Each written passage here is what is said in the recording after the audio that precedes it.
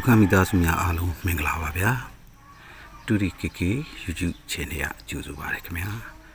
17ရက်နေ့အတွက်အကောင်းဆုံးရှာဖွေတွေ့ထားတဲ့ကဏ္ဍလေးကိုလာပြောပြပေးတာနော်ဒီကဏ္ဍလေးကတော့ပြီးခဲ့တဲ့တစ်ပတ်ထွက်စင်နေကြာစင်နေနဲ့73နှစ်စာကလင်နာပေါ်မှာအခြေခံပြီးရှာဖွေတွေ့ရှိထားတဲ့ကဏ္ဍလေးဒါဖြစ်ပါတယ်ဒီ17ရက်နေ့အတွက်ကြိုက်ဆုံးကဏ္ဍလေးကတော့ဒါတွေပဲဖြစ်ပါတယ်ညို့နှစ်သက်မယ်လို့ထင်ပါတယ်အမကန်ချင်ပါရှိဦးနော်ဘာဖြစ်လို့လဲပြီးကြတဲ့တပတ်ကြာစင်နဲ့73နှစ်စာကလင်နာတွေပေါ်မှာအခြေခံပြီးဖြစ်နိုင်ခြေအားကောင်းဆုံးကိုလာပြပြပေးတာဖြစ်ပါတယ်အဲ့တော့အမကန်ချက်တော့မရှိပါဘူးဗျာ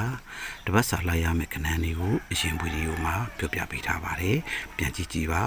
ဦးကျော်စာတို့ပတိရေပရိရေတပတ်စာပရိရေတပတ်စာလေးလုံးမွေးခွေပူနဲ့ခံရဲ့ရှာဖွေတွေ့ရှိမှုတွေကနေစူးစီးထားတဲ့မွေးကနန်းဖြစ်ပါတယ်။ဒါတွေကိုတော့အရင်ဗီဒီယိုမှာတွားကြည့်လို့ရပါတယ်။မျိုးတို့ကချိန်ဆကစားဖို့တော့လိုပါတယ်။အာမခံချက်တော့မရှိပါဘူး။ကြာစင်တွေပေါ်မှာမူတည်ပြီးတော့ရှာဖွေထားတာတွေကိုလာပြပြပေးတာဖြစ်ပါတယ်။အားလုံးပဲခံကောင်းကြပါစေဗျာ။သူဒီကေကေပါခင်ဗျာ။